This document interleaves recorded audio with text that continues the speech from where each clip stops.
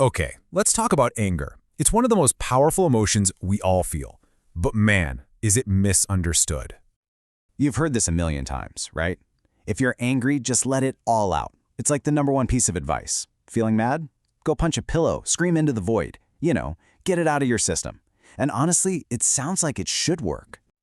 But what if I told you that's pretty much the worst advice you could possibly get? What if the science shows that letting it out doesn't just not work, it actually makes everything worse?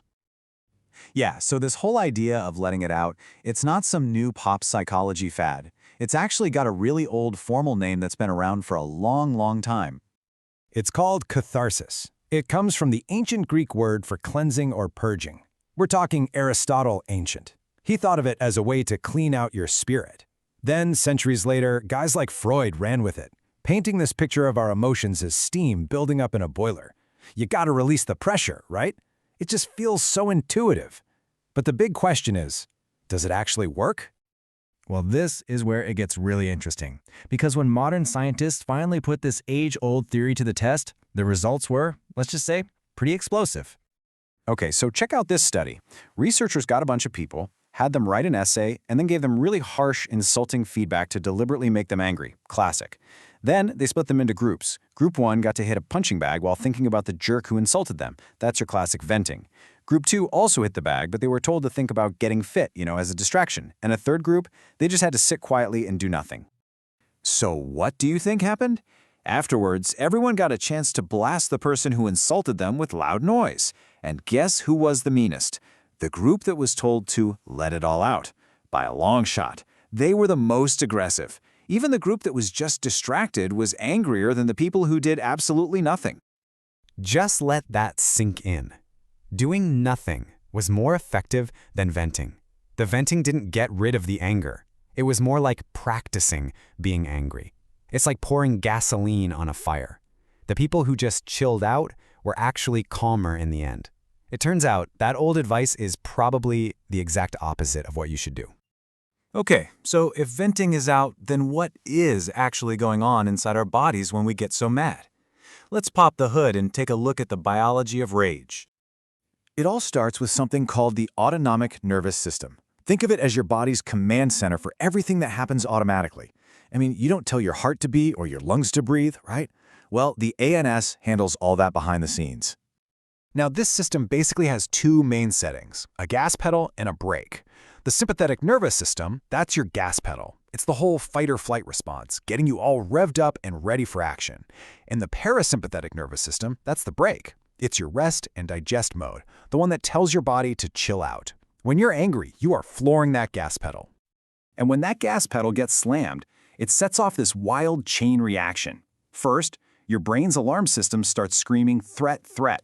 That signal hits the command center, which then flips a switch for your whole body. And then, boom, your adrenal glands flood your system with stress hormones like cortisol. This is the stuff that keeps you feeling amped up and on edge, long after the thing that made you mad is over. All right, so we've established that just venting is a bad idea. But does that mean anger is just bad? Something we should get rid of?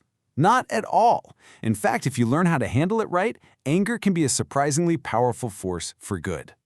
See, anger is really just a signal. It's your brain telling you, hey, something is wrong here. A line has been crossed. And that signal can be an incredible motivator. It can be the fuel you need to push through a tough challenge. It can be what gets you off the couch to go vote or fight for a cause you believe in. And in our relationships, it can be the thing that helps you finally realize and communicate what you truly need. It's a tool, not just a problem. So, if anger is a tool, how do we use it without, causing a disaster? And maybe even more importantly, what do you do when you're on the receiving end of someone else's anger? This is where we get into a supercritical life skill, the art of de-escalation. Just picture this for a second. Imagine being a school crossing guard in Denver. Every single day, you're dealing with drivers who are yelling, ignoring you, and being downright aggressive, all while you've got kids' lives in your hands. In that situation, winning the argument is the absolute last thing you should do. Your only job is to make the situation safe. That's de-escalation in the real world.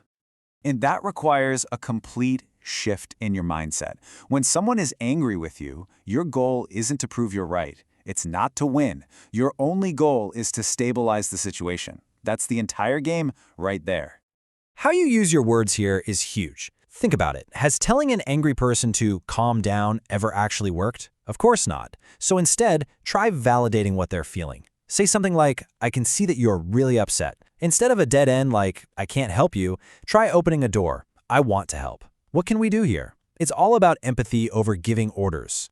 And it's not just what you say, it's what your body's doing.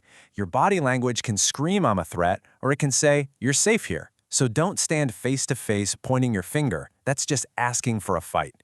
Instead, try a relaxed stance, maybe a little to the side, and keep your hands open where they can be seen. You're non-verbally telling them, I'm not here to fight you. So when you boil it all down, it comes to this. Your own composure is contagious. If you can remain calm, give them some space, actually listen to what they're saying, and show a little genuine empathy, you create an environment where the anger has nowhere left to go but down. So in the end, that old idea of an explosive release is really just a myth. True strength isn't found in venting, it's found in the pause. That tiny little moment between feeling that rush of anger and reacting to it, that's where we find the power to choose a response that actually helps. Look, anger is energy, pure and simple. But that energy can be a fire that burns you and everything around you down. Or it can be the rocket fuel that launches you forward to make things better. You get to decide which one it's going to be. So what's your choice?